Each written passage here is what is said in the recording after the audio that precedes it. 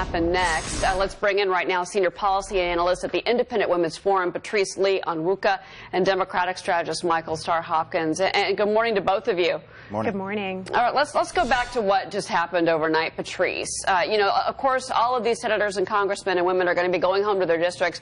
A lot of them are going to face some very angry constituents. Patrice, how do they handle this?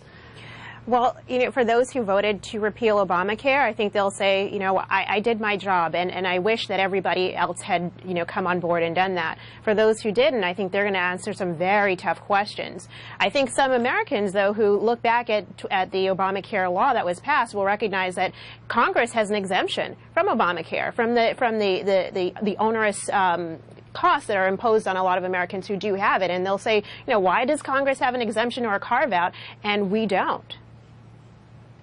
I think that's actually a great point. I think the congressmen and women should have the same health care that all Americans have. And I think that Obamacare, while has flaws, there's definitely improvements that can be made. We need to stabilize these marketplaces. We need to get insurers back into the marketplace so that we can make sure that people have health security. Because at the end of the day, health security is national security. And no American should ever have to worry that they're going to be bankrupt because they get sick.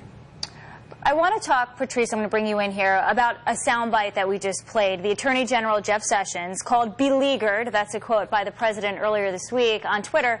He did an interview with Tucker Carlson of Fox News.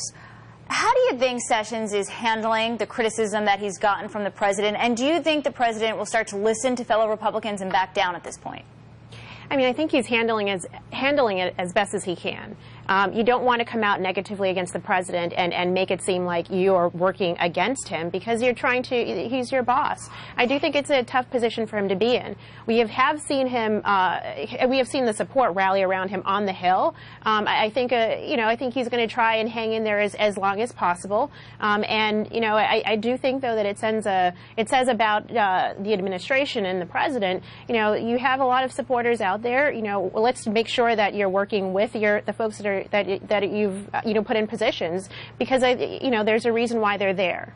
I think it also sends a message to Republicans, though. Yeah. Jeff Sessions was the first senator to back Donald Trump. And now he's not only publicly shaming him, but he's really gone after his character. And so that should send a message to other Republicans that loyalty in the Trump administration is a one-way street. Well, we'll see, because to be honest here, we'll see how the president handles all this. He has not said he's firing Sessions. He's been asked repeatedly, and he's not going there. So that's not necessarily what we may see happen. But Michael, I do want to move on to what's happening with White House Communications Director Anthony Scaramucci. Those comments about Reince Priebus, who I think in a regular White House would be his boss, but maybe not. How does this all play out in your opinion politically?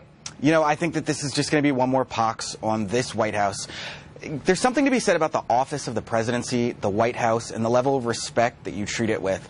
And I know that, we talk about the New York trading floor and kind of the language and the good old boys club, but this is the White House, and children look up to this building. Americans look to this office for leadership. And to use that kind of language under the title of the White House, I just think it's disrespectful to the White House. I think it's disrespectful to Americans. What you say in private is one thing, but what you come on the record and say as a representative of all Americans needs to be respectful. But to be fair, though, but Anthony Scaramucci has come out and said that he will obviously be watching his language going forward. But this is habitual. But voters wanted to see a change in Washington. This is what we're getting. So anyway, Patrice, Michael, thank you very much for your time this morning. Thank you.